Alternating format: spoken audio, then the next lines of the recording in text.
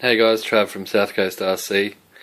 Got the Sc10 two-wheel drive factory team with the carbon fibre chassis upgrade from Intergy all done. So I've installed the electronics.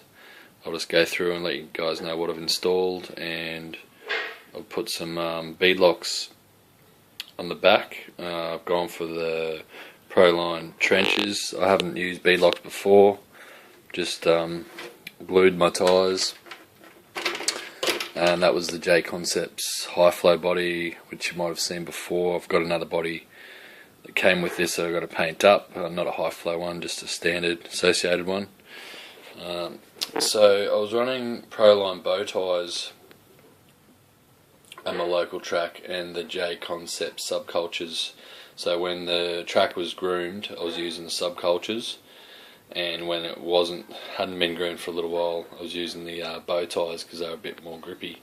Now, probably the next step up, in my opinion, in the Proline range for extra grip would be the trenches, which I've got on here. So I'm going to see how those go, and I've also got some Badlands from Proline as well.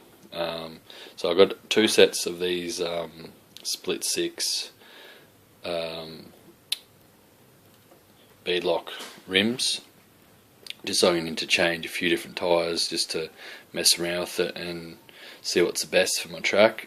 So electronics wise, I've got an associated combo, EXP ESC, and it's the 450 SC450 brushless ESC.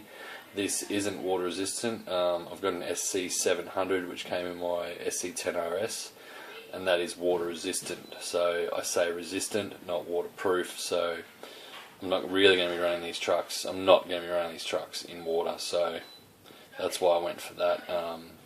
I've had no problems with my Sc700, and I've bench tested this, and it seems much the same.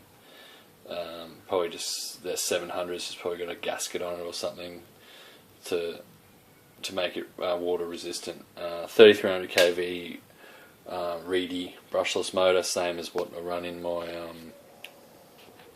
RS. I've got the associated box there for the receiver, just to make things a bit more tidy instead of having your receiver open and subject to weather and damage. And gone the Savox low profile, I think it's an SC1250. I think if you're looking for the brand, if you just look up Savox low profile servo, I think it'll come up. I think that's the only one they do. I'm pretty sure it's a 1250. I'll check that out for you in the comments later. So yeah, I'm just running the stock associated wheels on the front. I quite like those for the front, obviously being a two-wheel drive. That's why I run that different setup with the tyres. Probably run the trenches front and rear, but I haven't. I'm just going to experiment with that at my local track. Yeah, everything went in quite well. My mate had built the car fairly well. A couple of little things I'd noticed that I just sort of fixed up. Like I told you guys before, I'm not a kit builder, but I probably will build some kits. I've pulled cars fully apart and rebuilt them, so I've basically built a kit. It's pretty easy. From what I've seen, the instructions are fairly good, that most companies give you, so it's fairly straightforward. There are things that they don't sort of tell you that you got to watch out for, but that just comes with experience from working on RCs.